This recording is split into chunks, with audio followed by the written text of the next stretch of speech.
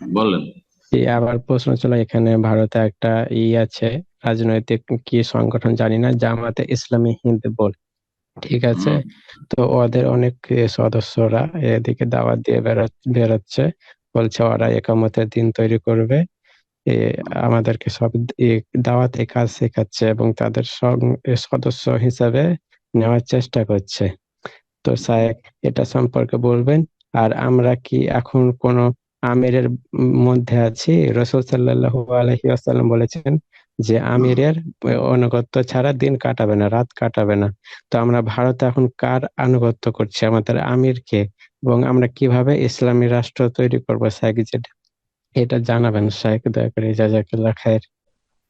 জামাতে ইসলামী হিন্দ, ভারতের জামাতে ইসলামী হচ্ছে জামাতে ইসলামী হিন্দ, বাংলাদেশের জামাতে জামাতে ইসলামী বাংলাদেশ, পাকিস্তান জামাতে ইসলামী পাকিস্তান, একই থিওরি তাদের। একামতের দিন মানে রাষ্ট্রীয় ক্ষমতা। আচ্ছা চিন্তা করুন, ভারতের সংখ্যালঘু মুসলিম, আর একামতের দিন মানে তাদের ব্যাখ্যা হচ্ছে যে রাষ্ট্রীয় ক্ষমতা দখল করা। তো কি করে রাষ্ট্রীয় ক্ষমতা দখল করবে? এটা স্বপ্ন না, অবাস্তব স্বপ্ন, ফালতু কথা।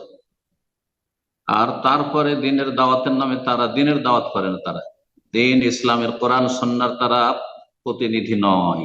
তারা বিভ্রান্ত করছে জাতি ইসলামের নামে। সুতরাং তাদের অনিষ্ট থেকে সতর্ক সাবধান।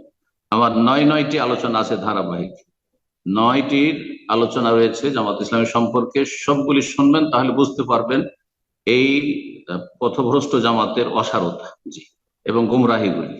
আল্লাহ সতর্ক হওয়ার তৌফিক দান করে মুসলিম জাতিকে। জি। তো জামাত ইসলামী ইসলামের প্রতিনিধিত্ব করে না। জি। সুতরাং তাদের অনিষ্ট থেকে বেঁচে থাকবেন। দুনিয়া আখেরাত আল্লাহ হেফাজত করুন। প্রশ্ন করেছে যে আমরা ভারতে বসবাস করি, তাহলে আমাদের আমির কি? আপনারা দেশের আইন মেনে চলবেন, দেশের আইন মেনে চলবেন। বাকি একজন মুসলিমের আমির মুসলিমই হয়ে থাকে যদি মুসলিম দেশে বসবাস করে, মুসলিম দেশে বসবাস করে। তো মুসলিম দেশে বসবাস করে না, মুসলিম দেশে যে শাসক আছে সে আপনার আমির। জি। আর যদি আপনি অমুসলিম দেশের সংখ্যালঘু, তাহলে সেখানে বলবেন যে আমি তলাশ করে বলবো আপনার আমির নেই। আপনি সেখানে দেশের আইন মেনে চলবেন, দেশের বৈধ আইন সবগুলি মেনে চলতে হবে। যদি ইসলামের সাথে সরাসরি সাংঘর্ষিক হয়, তখন সেখান সেখান থেকে আপনি কেটে পড়বেন, যে কোনো জায়গায় থাকুন না কেন, যে কোনো জায়গায় থাকুন না কেন। আল্লাহ রাব্বুল হেফাজত করুন। জি। বাস করবেন আপনি ধরেন সংখ্যালঘু হয়ে মুসলিম দেশে, আর বলবেন যে আমার আমির কোথায় আর আনুগত্য কোথায়, আর ইমারতের হাদিস ফিট করবেন, হবে? আল্লাহ হেফাজত করুন, আল্লাহ সঠিক বুঝ দান করুন। জাযাকুমুল্লাহ খাইর।